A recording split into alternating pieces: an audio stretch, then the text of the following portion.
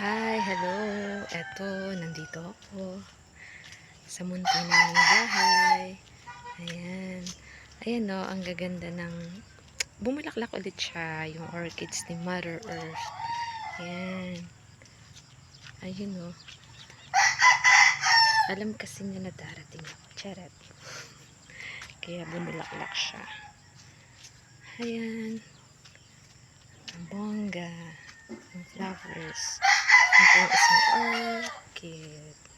Ayan. Alright. Roses. Ito yung rose na walang tinik. Roses without thorn. Nice. Smell nga. Ayan. Ayun. Bahay namin, madikit lamang. Pero, pinalinis to. Ito yung paminta. Mula pagkabata ko, andito na to. Tanim pa to ng lola ko. Ayun. Tapos, may orchids pa rin dito. Ayan. Ibang color naman.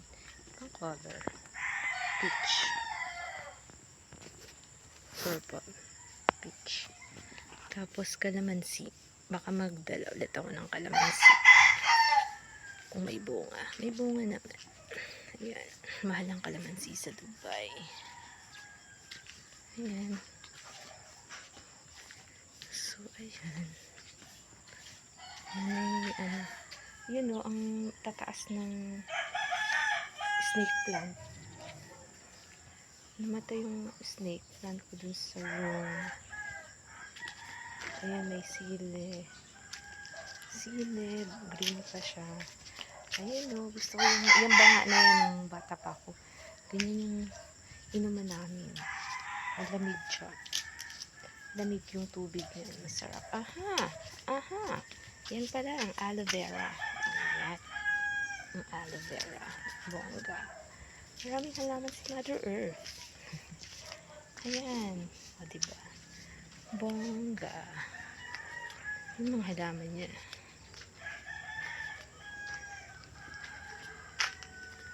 Ayan.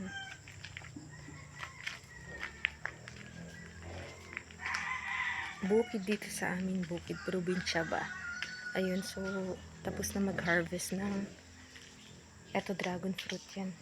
Ayan. Yan yung parang cactus na yan. Dragon fruit. Ayan. Napaka-harvest ng tubo. So, ito kamuting kahoy. Pero, wala naman yatang laman.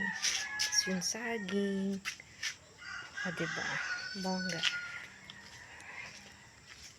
Love ko tong puso na to. Ganda, no? Ganda ng dahon. I like it. I like it. Ito, ano to? Yung puno na yan, swerte. Swerte. Swerte ang tawag. Yes. Ito naman, tungkod ni San Jose. Okay?